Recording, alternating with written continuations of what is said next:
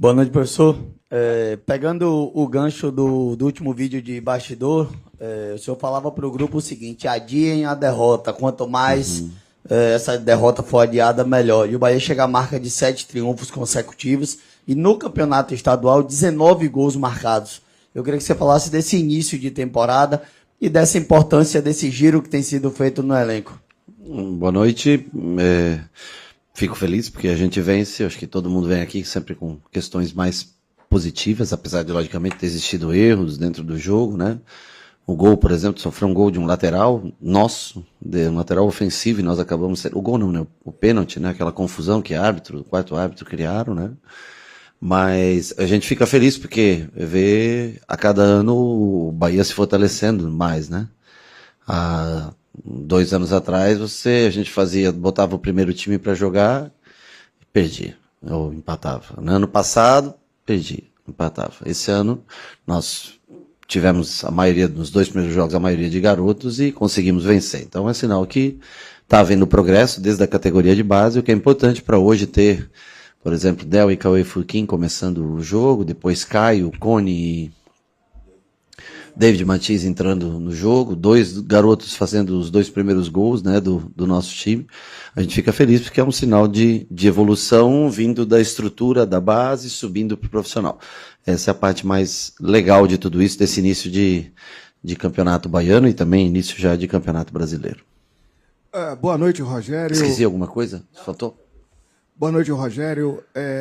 Durante essa semana surgiram alguns boatos que o Cauli estava saindo do Esporte Clube Bahia. Inicialmente, há mais de uma semana atrás, seria o São Paulo, mas o Bahia não aceitou a proposta de empréstimo. E essa semana, novamente, essa situação.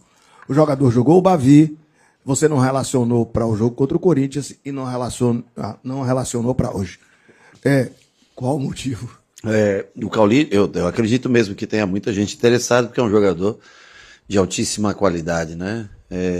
Ele treinou um pouco a mais essa semana. Nós precisamos ver aquele Cauli mais competitivo, né, que esteja feliz e alegre para jogar. Eu, da minha parte, espero de coração, eu gosto muito do Cauli, acho que todos vocês sabem e são prova disso desde 2023, quando eu cheguei aqui, o quanto eu investi nele, o quanto de tempo eu quero dizer, né, sempre tentando ajudá-lo. E a minha torcida é para que ele fique e continue aqui, ele tem um contrato, é um jogador importante pra gente, né? Eu sei que todo mundo, mas assim, as pessoas querem o jogador, mas ninguém faz uma oferta pelo jogador, né?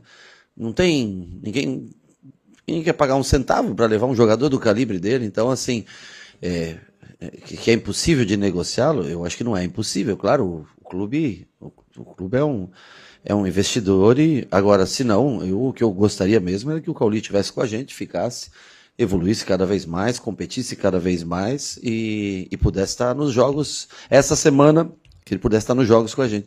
Essa semana ele fez um treinamento mais parte física e tudo, estamos tentando ajudá-lo de todas as maneiras para que ele possa estar futuramente com a gente. O nosso desejo é que ele fique, permaneça e continue jogando pelo Bahia.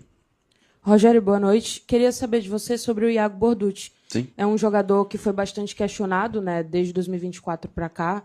2024 foi muito citado a questão, né, ele voltou de uma temporada completa europeia para atuar, questão do ritmo e tal. 2025 talvez tenha empacado com a boa fase do Juba ofensivamente, e o protagonismo que o Juba ocupou no time. E ele começa em 2026 jogando bem as partidas, contribuindo com gols, hoje de novo muito, muito bem. Eu queria que você falasse sobre a importância desse começo para o Iago, se isso pode significar uma virada de chave dele aqui no Bahia. Tomara que sim, eu gosto muito, ele é um cara que se entrega, se dedica muito nos treinos.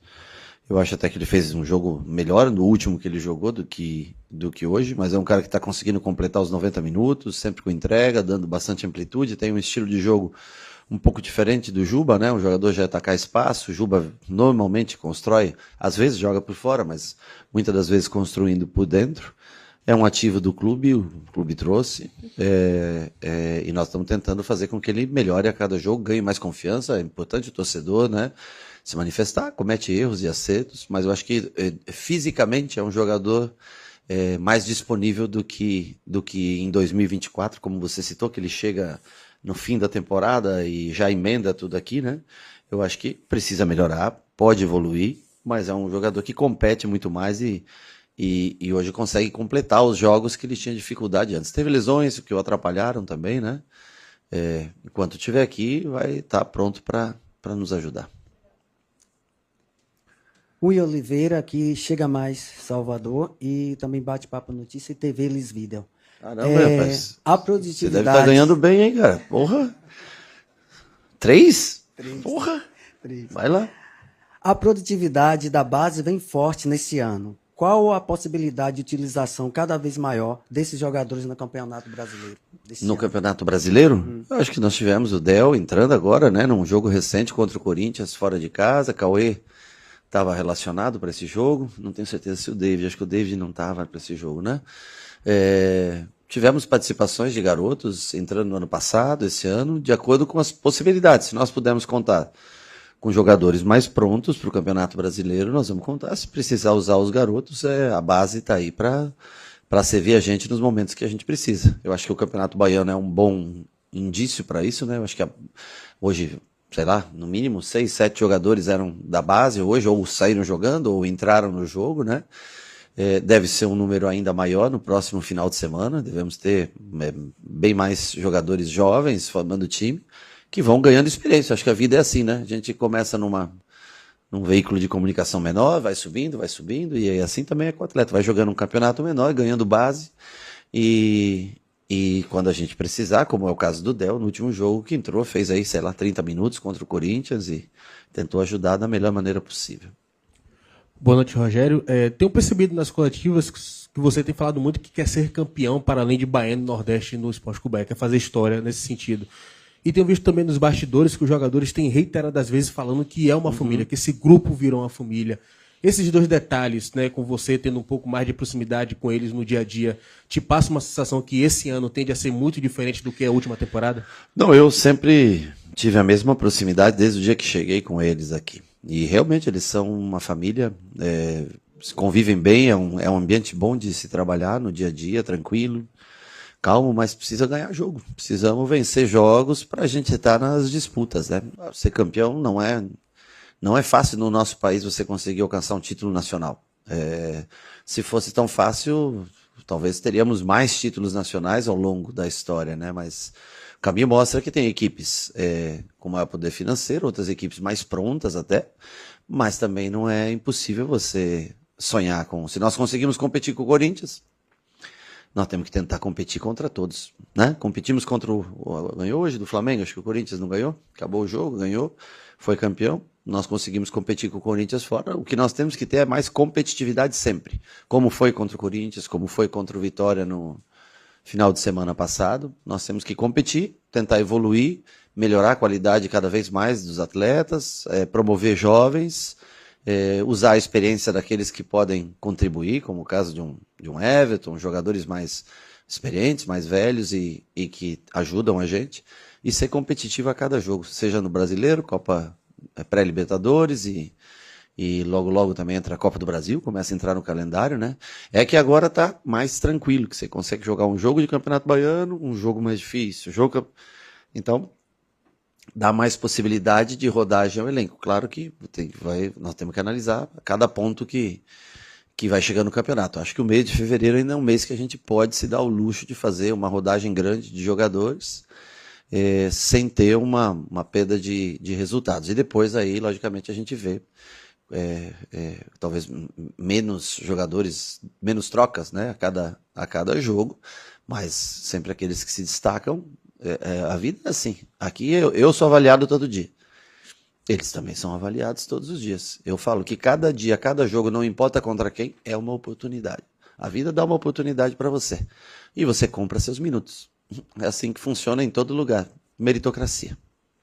Boa noite, Rogério. Eu queria que você falasse um pouco sobre o início da trajetória do Kiki Oliveira nesse início de temporada no Bahia, porque ele saiu de um jogador muito criticado lá no Grêmio, chegou aqui em poucas partidas e já está sendo aplaudido pela torcida. Eu acho que ele tem uma coisa que os uruguaios têm na sua maioria, que é alma e coração.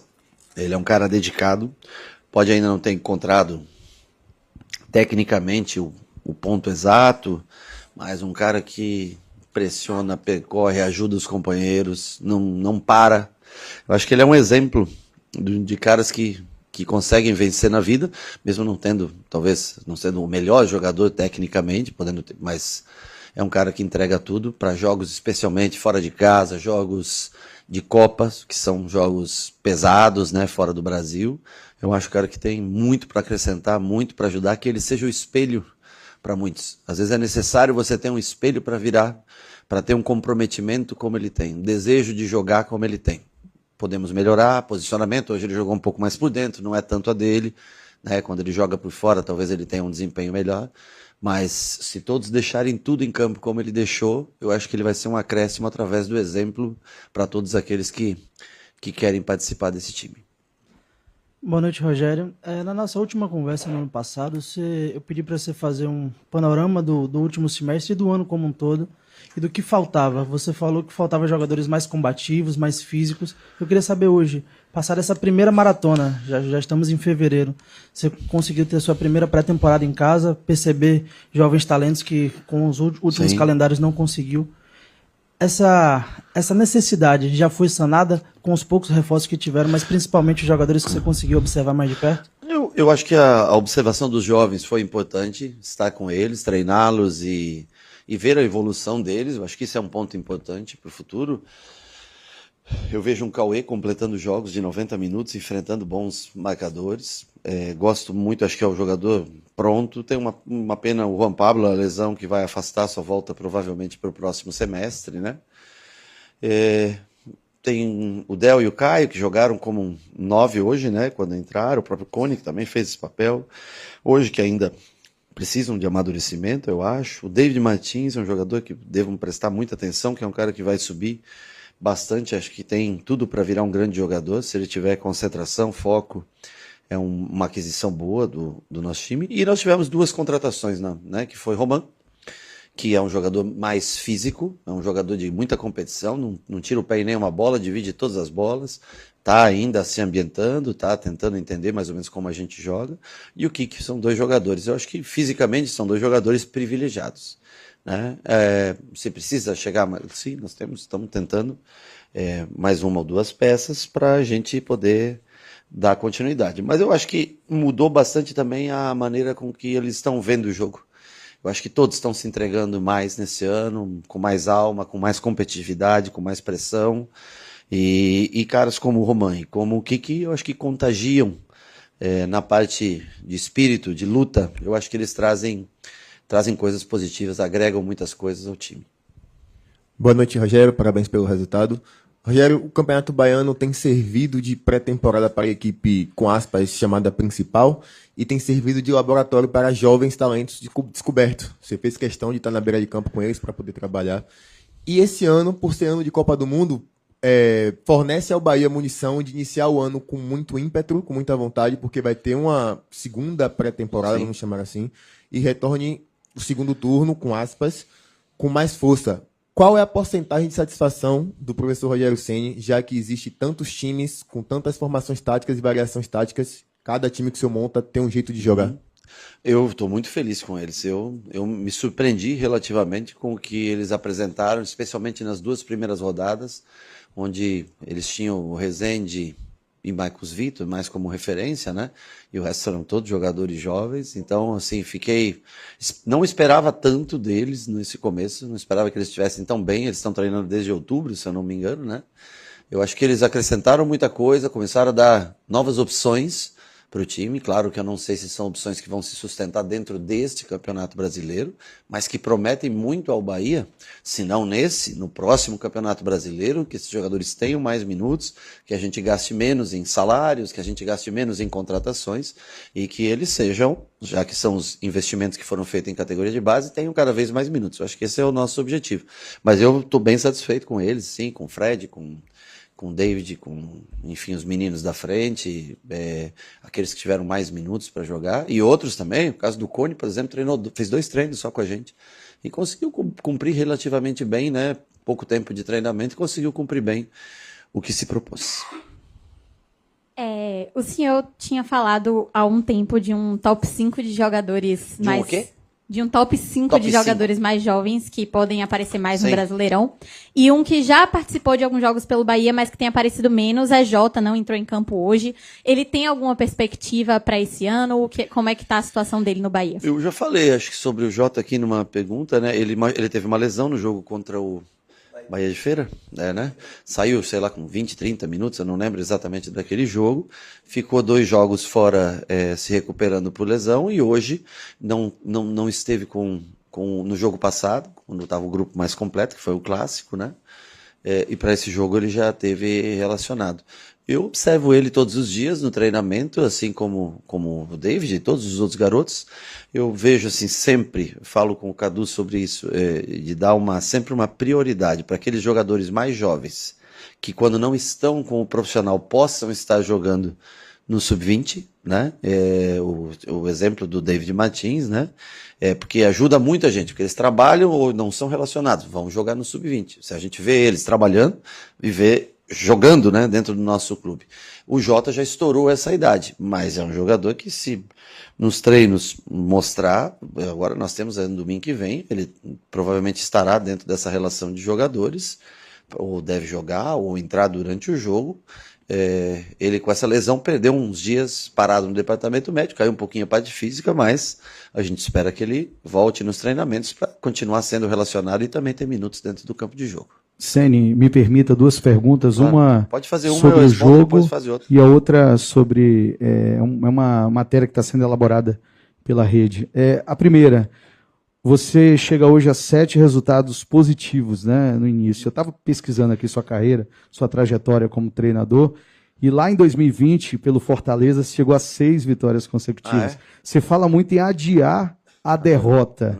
E os jogadores estão trazendo isso nas coletivas também. Queria que você traduzisse isso para a gente mais uma vez. O que é, né? Deixa eu falar uma coisa, eu sempre falo do futebol, não tem segredo. A crise vai chegar. Uma hora ou outra ela vai chegar. A fase ruim, o momento difícil, para todos chega. Se chega para o Flamengo, não vai chegar, né, para todos os outros. Chega em determinado momento. Então a gente tem que afastar o máximo de tempo possível, trabalhar o máximo em alta. Eu acho que um resultado positivo, ele vai trazendo outro. Claro, vamos hoje é o Campeonato Baiano contra uma equipe do interior, e quinta-feira nós temos um Fluminense que acabou na nossa frente no Campeonato Brasileiro, com um elenco de muita qualidade, né? Mas eu acho que um resultado, um triunfo atrás do outro, ele vai te trazendo energia positiva, vai te trazendo prazer de trabalhar no dia a dia, vai entendendo que cada vez que você conceda mais, seja mais generoso com o teu trabalho, com o treinamento diário, o jogo vai te devolver. Eu falo sempre que você tem que ter prazer em ganhar, claro, e todo mundo quer ganhar. Tenho certeza que o Fluminense vem aqui e vem para ganhar o jogo, né? Mas você tem que ter prazer em treinar para estar pronto para ganhar. Isso é o que é o mais importante. Se você se dedicar no treinamento para que você esteja apto a executar no jogo, porque vontade de ganhar todo mundo tem, né? Mas tem que estar preparado para ganhar. E eu acho que esses triunfos trazem, além da confiança, um lado psicológico muito favorável para você usar no próximo jogo. Então, a gente sempre sabe que eu não conheço nenhum time que passe um ano inteiro liso, limpo, sem perder jogos consecutivos. Agora, vamos colocar o máximo de tempo para frente possível, vamos viver com coisas boas, com notícias boas, com coisas positivas, vocês felizes, tranquilos, alegres, todos aqui deixam também o torcedor feliz. A outra pergunta, Sim. que é essa que é da rede, não sei se você viu o gol de um tiro de meta do Curitiba. O goleiro do Curitiba Campeonato cobrou. Paranaense? Campeonato Paranaense. Ontem? Ontem. Ele cobra, a zaga se atrapalha, o goleiro também, a bola entra. A turma está pedindo para perguntar a você, como enfim, dispensa apresentações, se você já, imagino, não lembro de você ter feito assim. Não. E se você já tinha visto alguém fazer assim? Eu vi uma vez no Paraná, pode ser no Cascavel, tenho certeza que quem acompanha vocês, televisão, internet, vai lembrar como era o nome do goleiro do Cascavel, que fez um gol, se eu não me engano, no campeonato. Puta vida, você vai achar aí, no tempo que eu me enrolo aqui na pergunta para te responder, você vai conseguir achar. Eu esqueci o nome, uma vergonha para mim esquecer o nome. Mas no Campeonato Paranaense, na década de 80 ou 90, eu vi um gol de goleiro de tiro de meta também. Então, Zico! Era isso o nome do goleiro. Puta, não pode esquecer o nome do Zico. Zico foi o goleiro que fez, que pode dar o ano para mim aí, Puco, você que é um cara bem informado. Falei que é década de 80. Esse foi o primeiro gol de goleiro batendo um tiro de meta que eu vi. A bola chutada, quica, e passa por cima e dá um gol de tiro de meta. Mas eu não tinha visto do Curitiba, eu vejo futebol todo dia, mas ontem eu assisti o São Paulo e Santos, assisti uma parte de Grêmio e Juventude e assisti um pedaço de Inter e Caxias também. Eu assisti, mas eu não assisti o jogo do Curitiba. Fui mal, né? Paciência. Mas legal. Pra você fazer um gol de tiro de meta, você tem que ter muita categoria, porque é longe, viu? Eu não teria força para bater. Ou o vento, tá? Esse dia do Zico foi um gol com vento muito forte. E a bola entra. 1980? Eu não vi. Alguém me contou, porque eu não era nascido ainda. Valeu?